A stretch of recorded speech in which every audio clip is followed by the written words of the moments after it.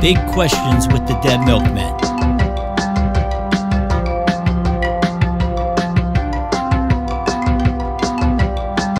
Okay, folks, for those of you who have just tuned in, this is good because we're just starting.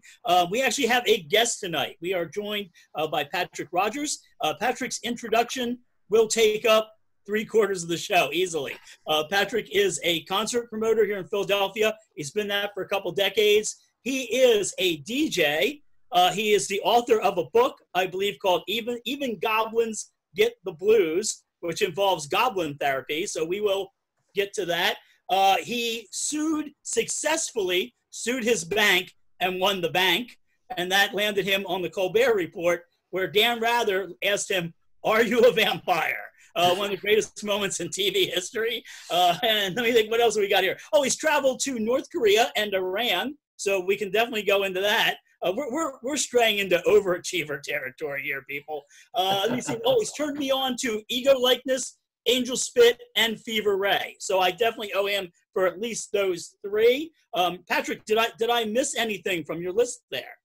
You know, probably. I grew up on an island. It was dull, and I moved to America to have an exciting life, and it's been that. So, you know, I was the co-founder of a Renaissance fair. We brought in one of the guys from Game of Thrones to be the lead actor for our first season, so that was fun. I've done a couple of dinner events. I did a recreation of an ancient Babylonian menu using authentic ingredients that they would have used at the time. I sued eBay. There's been all sorts of crazy stuff. So I always like to kind of have a side project in the works. So out of the list of things that I mentioned, what would you, as our guest, like to talk about first? I mean, I suppose I would have to say the book, because, you know, a good artist plugs their work. You guys are working on a new album. I'm sure there's been some. No? Not anymore. Yes, we are. We're the worst at self-promotion. We suck at self-promotion. That's why we have a guest. I'm fairly good at self-promotion, which we should work with you, maybe. So the book would probably be subject number one for me. But we can talk about anything. I'm game for all of it. Let's talk about the book, yeah. Tell us about your book.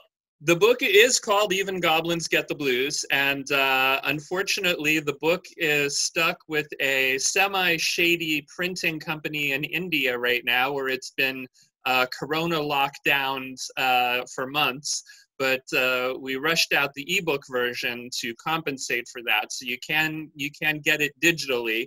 The actual physical books are still continents away for the foreseeable future. But basically, it's a story. It's a fantasy world, you know, typical fantasy world with your goblins and your ogres and dragons and all that other good stuff that you expect out of fantasy. But the lead character is not a sword swinger or a rogue or a magician or anything like that. He's a therapist, and he specializes in therapy to what we would call monsters, the sort of list of creatures that I just kind of briefly ran through, and goblins and others like them. So in that sense, it's a very atypical look at fantasy, and it kind of turns the whole gaming culture on its head, because if I don't know, I'm guessing at least one of you's played Dungeons and Dragons before. Yeah, okay. So, I mean, you know, you're kind of familiar with the basic concept of you go to these creatures where they live in their homes, their lairs, and you slaughter every one of them down to the last living thing. There we go.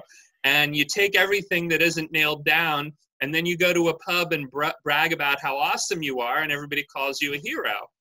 And they used to have a magazine called Dragon Magazine, and they would have these articles called, like, you know, the ecology of the kobold or whatnot, where they would talk about the societies and the living conditions and the culture and customs of all these different monsters. And the idea of the game was then you would go and murder them all. and somehow you weren't a psychotic or a mass killer, you were a hero. And that was really sort of what I wanted to address when I wrote the book. I mean, the book is not an allegory. I hate allegories. It's a straight up story. But in reading it, I'm hoping that people will think about how easy it is to other different people. And whether it's because they have the same skin as us, but it's a different color, or they pray to the same God as us, but he has a different name, or they, move chords in their throat to vocalize patterns so that they can understand each other, but they use different patterns than we do. Whatever it takes for us to make somebody else a monster and be willing to not care about them, or even to go where they live and kill them, which as a country, America has, certainly had a history of that. I kind of wanted people to think about how easy it is to do that. So what kind of feedback have you gotten from the gaming community so far? Any feedback so far? Not a ton of feedback, only because it's been a very soft push for us. I feel like I really want to do most of my promotion when the physical book is available. And I don't know when that's going to be yet. So there's been it's been a very soft opening, if you want to call it that, for the book. But the feedback has been largely positive from the gaming people in particular. There's a term that I had not been familiar with because I haven't played D&D or anything like it in a while, but it's called murder hobos. And that's what they refer to these characters as, who they go around and slaughter everything and steal all their stuff and then go get drunk and repeat the process. So there are people in the gaming world that are kind of looking for a different paradigm and a different way of storytelling that doesn't involve just killing things.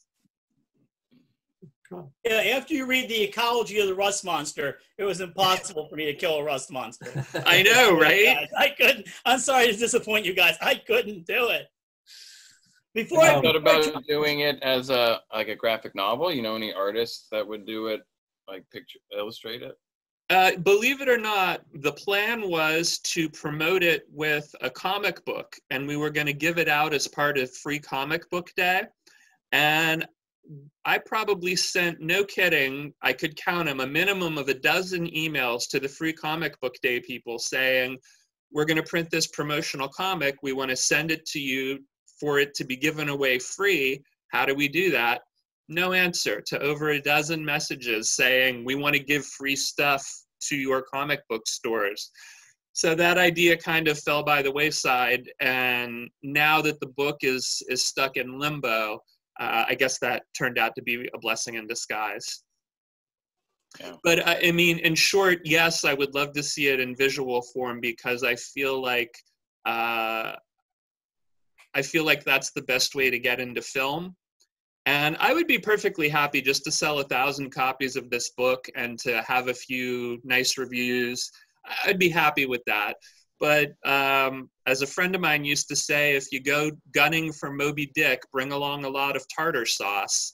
So, if you're going to write a book, you might as well think about how do I move this into a piece of intellectual property that could turn into a film someday. So I think the intermediary step is logically a comic book or a graphic novel, but I'm getting a little ahead of myself there.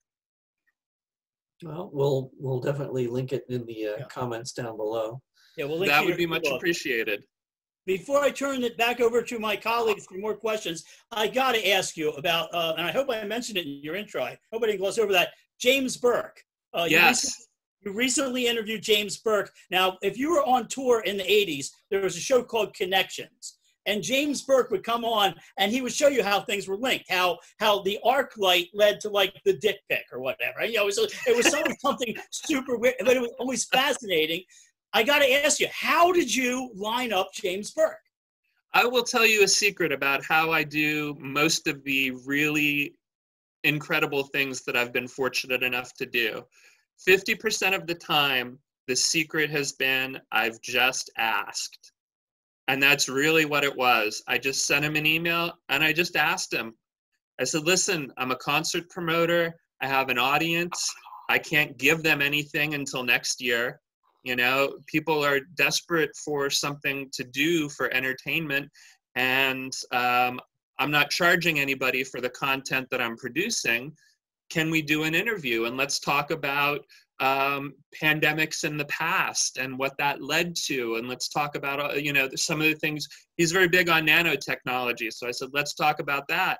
And he just said yes right away. There was no follow-up questions, no anything. He just said yes. And that was it. It was just that simple. That's awesome. All right, people, if you've never seen Connections or The Day the Universe Changed, seek them out. You will watch, you'll just be up all night watching them, and you probably won't sleep because you'll start going, wait a minute, maybe this led to that, which led to this. So, and James Burke he's like he's the quintessential Englishman, and I just thought it was great to see you interviewing. It was one of the highlights of my career, and that show will literally change the way that your mind works. So I highly recommend it, and you should put some links to that in the comments as well. Okay. Will do. I'll turn it back over to my colleagues with questions. I'd like to ask you about your travels. Rodney mentioned that you were able to travel to North Korea and Iran. I just was curious to know, how did those trips come about, and were you on a group travel situation? And maybe a part two of that question was, I know you're a concert promoter here in Philly. Were you able to experience or get any sense of, you know, music or entertainment in either of those countries? I'll do the second part of the question first, if you don't mind. In Iran, I did get to see a lot of music, and I was on a solo tour, so it was just me and my guide/translator. And I explained to the tour company from the outset, I want as much live music as possible. And I reiterated that to the guide as well. So we made a number of stops at music-related places and did music-related activities.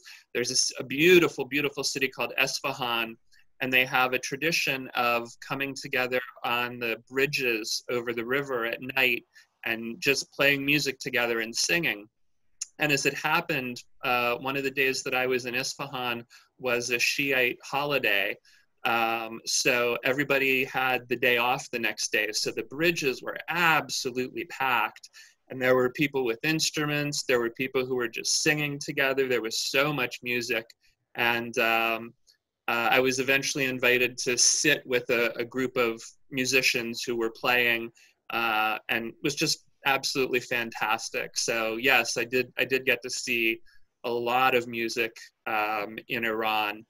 In North Korea, the music that is performed publicly is primarily either traditional folk or it's political in nature. Like militaristic? And what's that? Like militaristic or anything? Or something like that? I think the term we would use is more propaganda music. If you care to think of, I hate using the word propaganda, but that's the easiest way to explain it. There's not really a lot going on in the way of popular contemporary music. Now, presently, there is much more outside music coming into North Korea because the storage capacity of SIM cards has become so great and their size has become so small that it's very easy to smuggle a lot of data into the country. And so a lot of K-pop is making its way to North Korea and Japanese music as well. There was some of it while I was there, and even now it's not something that you would ask your friends, hey, everybody, let's all come over to my house and listen to some forbidden music. You know, it's kind of kept on the DL. But as to the first part of your question, how the trips came about, I've wanted to go to Iran for a very long time. And I was actually very close to going one year. Was about to start the process of getting my visa. And that whole green revolution happened there. And I said to myself, this is not an ideal time for an American to be there when there's so much political upheaval going on domestically. So that trip got put off until last year. And it was just a matter of contacting a tour company. And then I had to go down to Washington, D.C. to, I want to say it was the Pakistani embassy has a little division where the Iranian government handles their visas. And I got my visa and I went.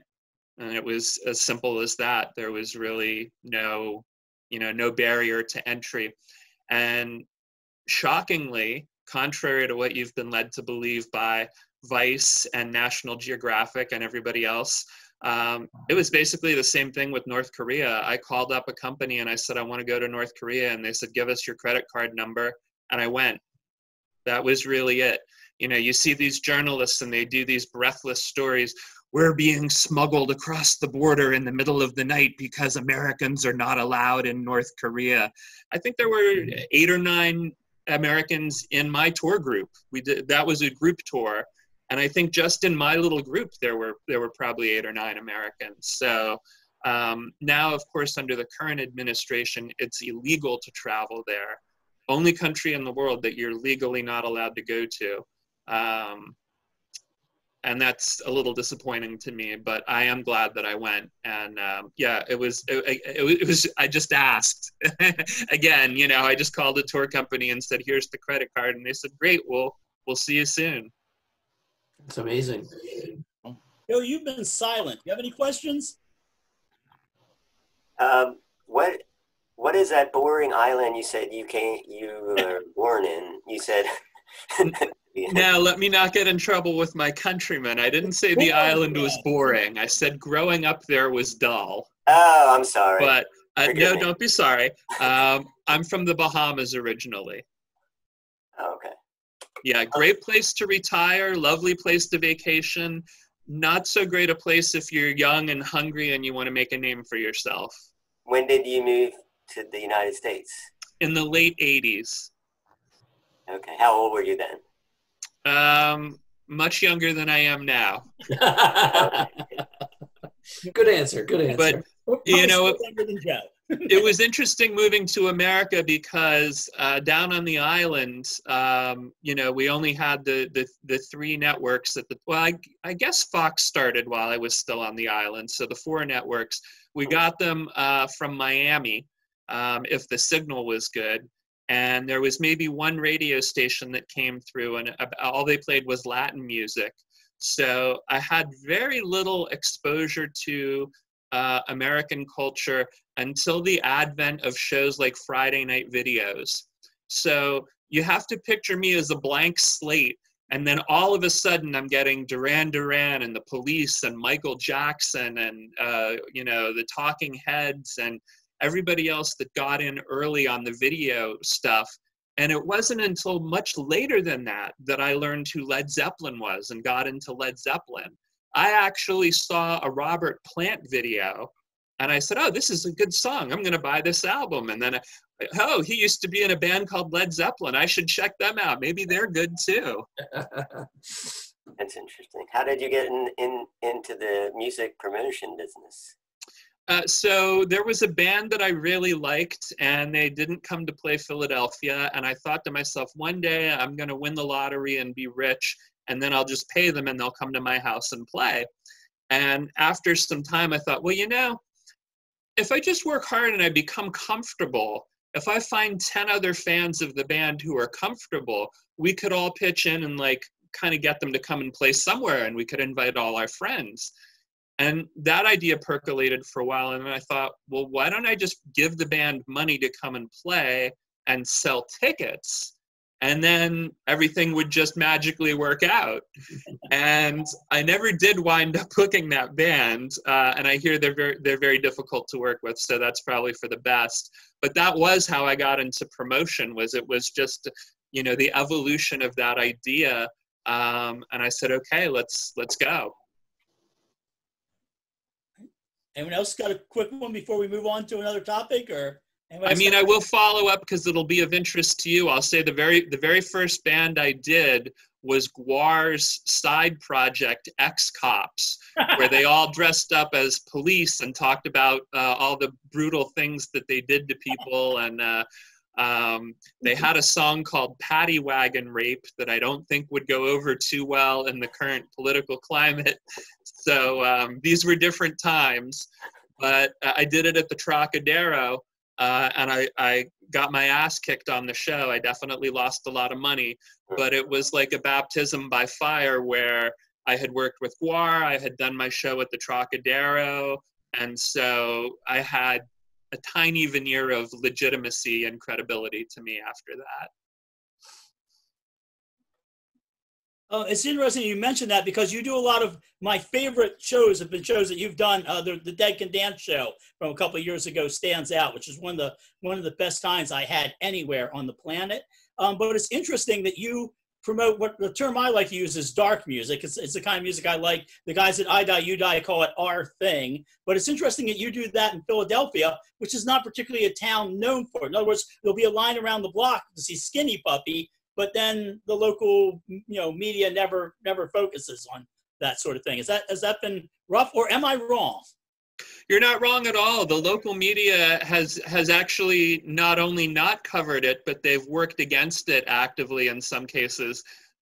Someone who I won't name, who was a music writer and then became a music editor, actually killed a story about one of the shows that I was doing. And I know this because the person underneath this individual who wrote the story said, "You can't tell anybody this, but so-and-so killed the story." And, we've done shows that have drawn thousands of people with zero press coverage, like absolutely, literally not even a single article. Like maybe A.D. Amorosi would give me a sentence or two in Ice Pack. And to be fair, A.D. has been someone who has covered my stuff and what I do from time to time. So he's been a good cat in that respect. But as a whole, Philly music journalism has really deliberately, I think, turned their back on that kind of music. Yeah, it's been a running joke. Like we'd be in line for Dracula's Ball, and the line would, go all the way around for a couple of blocks, and everybody in line would go, and they did such a good job of covering it in the paper. Right, precisely. Meanwhile, some indie band that draws 60 people gets, a half a page, and I'm way past being bitter about it. I used to be bitter about it a long time ago. I used to have my ass up in the air about it, but you know what? I've been doing this for 25 years. People come to my shows whether the media writes about it or not, so it just doesn't matter to me anymore. Anybody want to jump in with anything? Well, yeah, I don't know if it's time to wrap up. I don't know. I was going to say, what's next? What kind of things are you into? Do you have any future plans that you can divulge right now? I can't. And the worst thing is it's because I don't have any future plans, because every future plan that I come up with, eventually at some point in the logistics in my mind, we run into the coronavirus. I was told to bring two things to recommend. And one of the things that I wanted to recommend to people, which I'm awkwardly reaching over here to grab examples of. Segue into that segment. We won't seg into that if we're not ready, but I will say we can do recommendations early. We can skip right. We can jump because you're our guest. We can do recommendations early, and you can give her. It's your show. We'll do your flow, but I mean, one of the things that I would like to do as an example is I would like to take a small manageable group of American tourists to Munich to visit the various sites related to the White Rose movement, which was, we'll talk about in the recommendations, but they were a group of teenage anti-Nazis during World War II.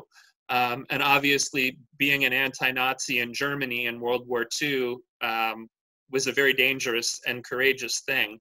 So I would like to do that. I would like to take Americans there to learn about this, but When's that feasible? When is airline travel going to be safe again? When are people going to be comfortable going to other countries?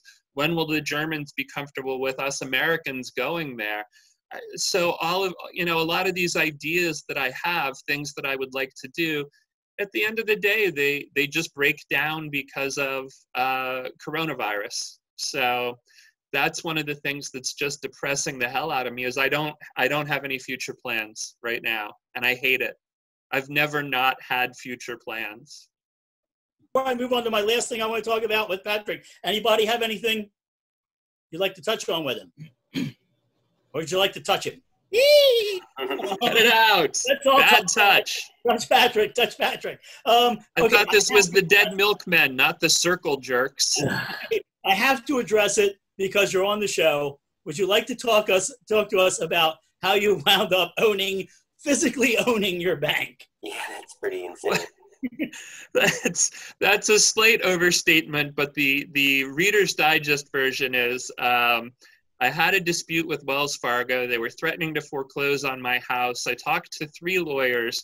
They all said, we can't help because they haven't done anything to you. And I said, they're sending me multiple foreclosure notices a week. They're calling me, and I haven't missed a single mortgage payment. Help me. And all 3 of the lawyers said, let it go into foreclosure and then we can help you. And so I said, your legal advice is stop paying my mortgage? And they said, yes. So I said, okay, clearly it is time for me to represent myself. So I went to the law library at Penn, which I don't know if you're still allowed to do, but it used to be if you lived in the area, you could go. And I did a lot of online research about mortgage law, and I sued Wells Fargo, acting as my own attorney, and I won a judgment against them, and they didn't pay. And at the time, they had a branch here down near Delaware Ave, and so I ordered a sheriff's levy against their property. So the entire branch of the bank had a levy put against it. So the sheriffs came in and they put up notices and they said, don't take anything out. Nothing can leave this building. It's all under levy. Fax machines, water coolers, the whole 9 yards. And then the time came when they said, okay, they still haven't paid you. Now you can have a sale and you can sell everything they own to get the money. So here's a poster. You have to go and put up these posters around town, because if nobody comes to the sale, nobody's going to buy anything, and then you won't get your money. And I said, I know a little something about putting up posters around town. So I just sent it to every consumer reporter, every reporter in Philadelphia that I could get an email on, and I just sent them a copy of that poster and a paragraph about what was going on.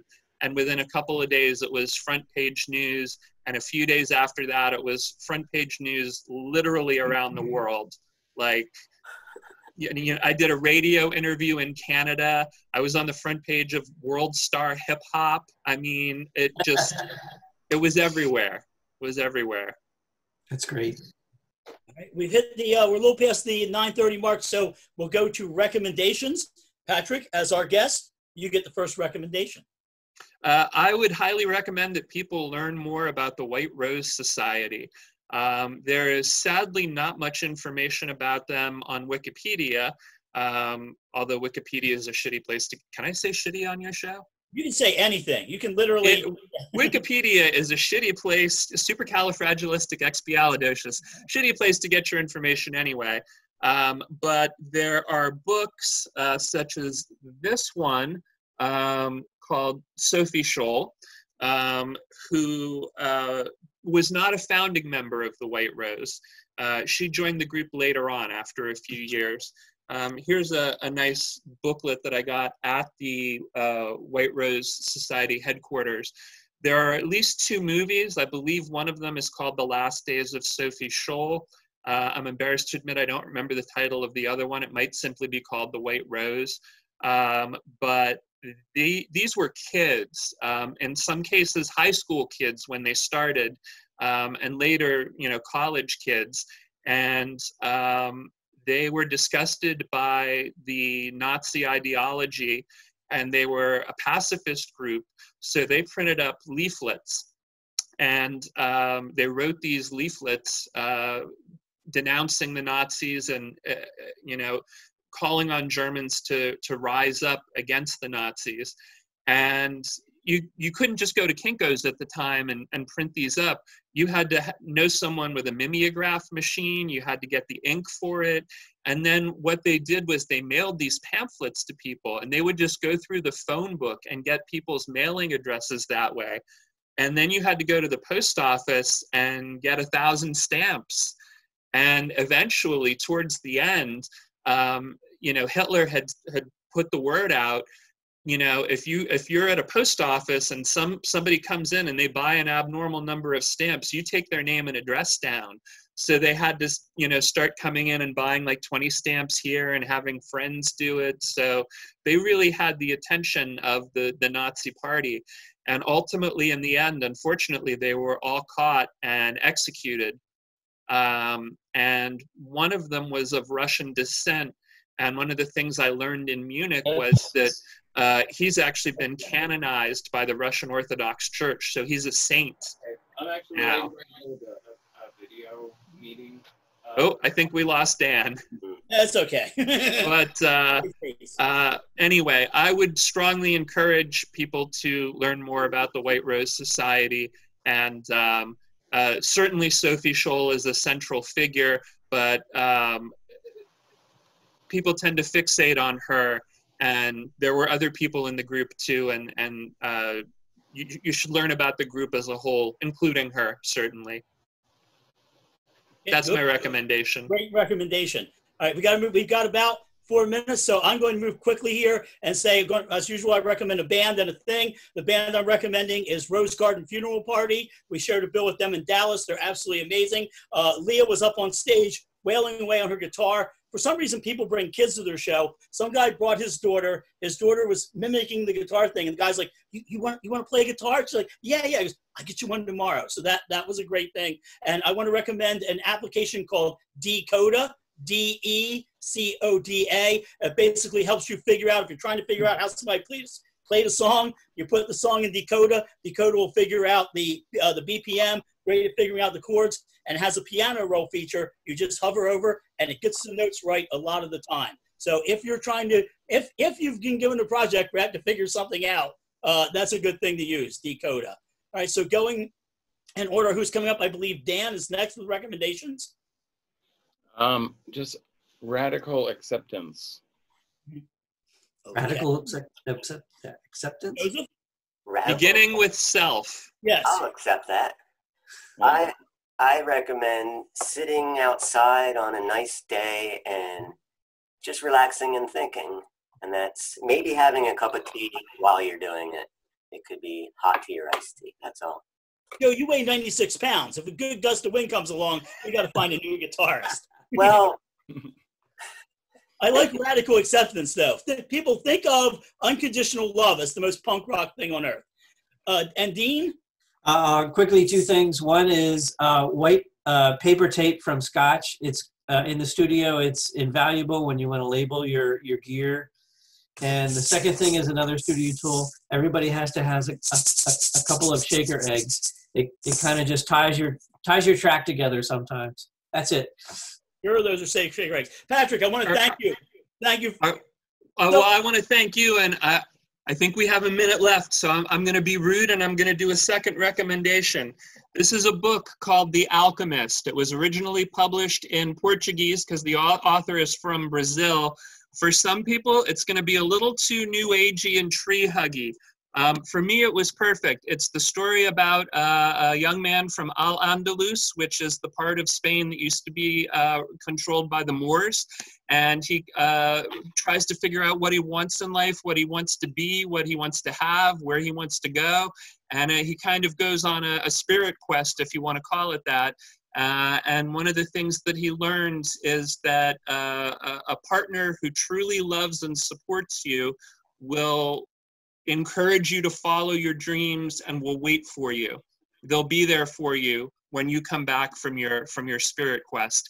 And a very supportive partner gave that book to me, so it's very special to me, and I recommend it highly. Well, thank you, Patrick. You were much better of a guest than our little show deserves. Yes, you were very kind to let me monopolize your show. Thank you. That's why you have a guest. We ran out of stuff to say like 7 weeks ago. All right. Thank you very much, Patrick. Thank you all very much. Yeah, thank you very much. Thank you. Good night, viewers. All right. See ya. Bye.